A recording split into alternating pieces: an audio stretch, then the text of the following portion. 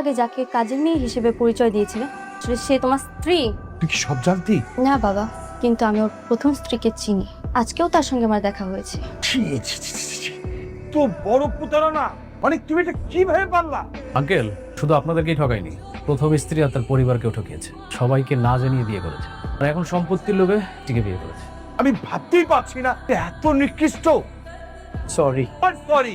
সম্পত্তির লোভে তোমার একটা সরি দিয়ে দুইটা মানুষের জীবন নষ্ট করে পাপ ঢাকতে চাও?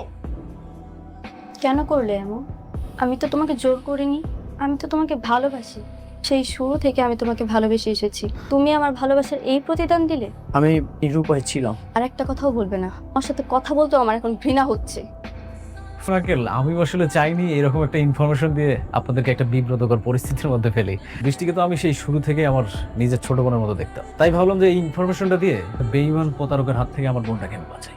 তোরা বলছিলাম না তোরা আমার রাস্তার ফকির বানাবো, সেই ফকিরের পথটা কিন্তু আবার চিনাই দিয়ে গেল।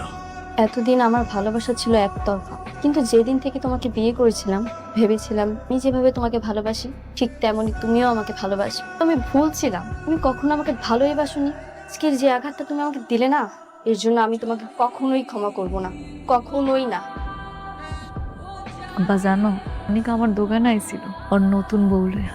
তোর দোকান আসছে কেন? কেন আইসে বুঝো না? ঘুরতে আইসে বউয়ের সাথে। সে তার বউয়ের সামনে আমার কি পরিচয় করাই দিছে জানো? আমি নাকি হ্যার অফিসে কাজের বউ আছিলাম, হ্যাঁ আমার মালিক। তার লগে নাকি আমার কাজের বউ আর মালিকের সম্পর্ক।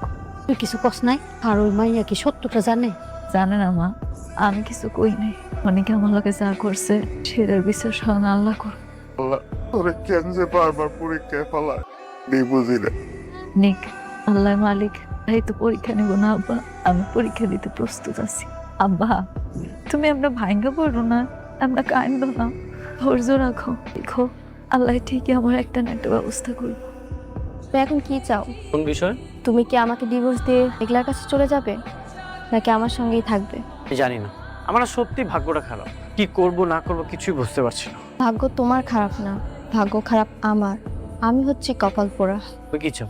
ডিভোর্স দিয়ে বাসা থেকে বের করে দিতে চাও? আমি জানি না কি করব, করা উচিত আমার। আমি সত্যি জানি না। চাচা যা খেয়েছি লেই খেলাও পরে দিয়ে যাবো। বাবা বাকি অনেক পড়ে গেছে, হ্যাঁ কিভাবে তো বাকি দেওয়া যাবে না। বুঝলাম না চাচা, পক পক করতেছো কেন? আচ্ছা বাকি খাই কেডা? বাবা বাকি কথা কয়ে গেল তুমি। আরে চাচা এই যে দোকানদারি করতেছো চান্দা দিবা না, এই জন্য খাইয়া দেওয়া যাইতাছি। মাস শেষে হিসাব করবো কত টাকা ভাই পরে দিয়ে দিবা, সমস্যা কি? লেখাটা হয়ে গেলাম গা। সরকারি জায়গায় দোকানদারি করতেছি, তোমার আমি চান্দা দেবো কি জন্য? এটা সরকারি হইতে পারে, কিন্তু আমার দখল আছে, আমি যা বলবো তাই হবে। মানে বলছি লেখা রাখো, শেষ হিসাব করবো কয় টাকা ভাই তারপর দিয়ে দিবা। না আমার টাকা না দিয়া তুমি যাবে না, আমি বাকি দিব না। কত বড় সাহস, আমার লোকে চিল্লায় কত কস? এই দোকান বন্ধ কর, চল।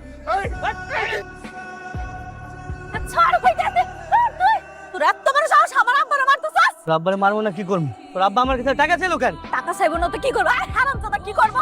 দিনের পর দিন বাকি খাবি আর আমার আব্বা টাকা চাইলে তোর। বাকি আব্বার দোকানে বাকি খেয়ে দিয়েছে কারা? আমি এখানে চান্দা নিতে এসেছি। আছে তোর বাপের ছেড়ে দিলাম, তোর গলায় যেহেতু এত জোর আমিও দেখতে চাই তুই কত চিল্লাইতে পারিস। চল।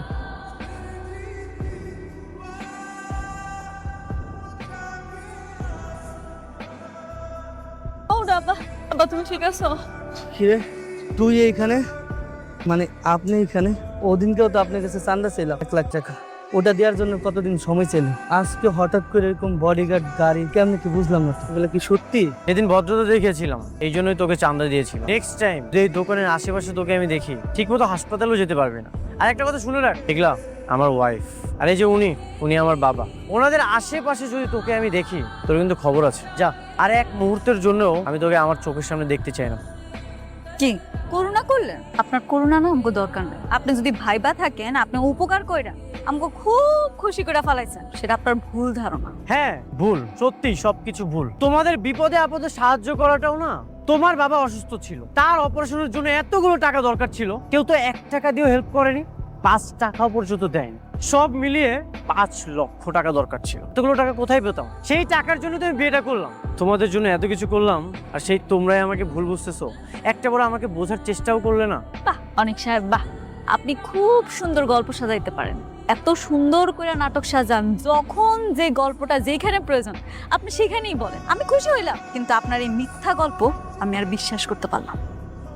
তবে বাবাজি তুমি করছো একটা কাজের কাজ, এখন থেকে যখনই খালি সোজা হয়ে দাঁড়াইতে যাবো তুমি আমার মাথাটা একদম এরকম করে ভেঙে দিবা। কি ব্যাপার, দেখে মনে হচ্ছে তুমি খুব টেনশনে আছো। কিছু হয়েছে? এতক্ষণে ছাড়লো তোমার স্ত্রী? আমি তো একটা কাজে গিয়েছিলাম। কাজটা যে কি সেটা আমি খুব ভালো করেই জানি। তুমি তোমার প্রথম স্ত্রীর কাছে গিয়েছিলে। দেখো অনিক, তোমাকে এই মুহূর্তে একটা সিদ্ধান্ত নিতে হবে। কি সিদ্ধান্ত? এভাবে তো তুমি দুই নৌকায় পা দিয়ে চলতে পারবে না, আর আমি কোনো সতীনের সংসারও করব না।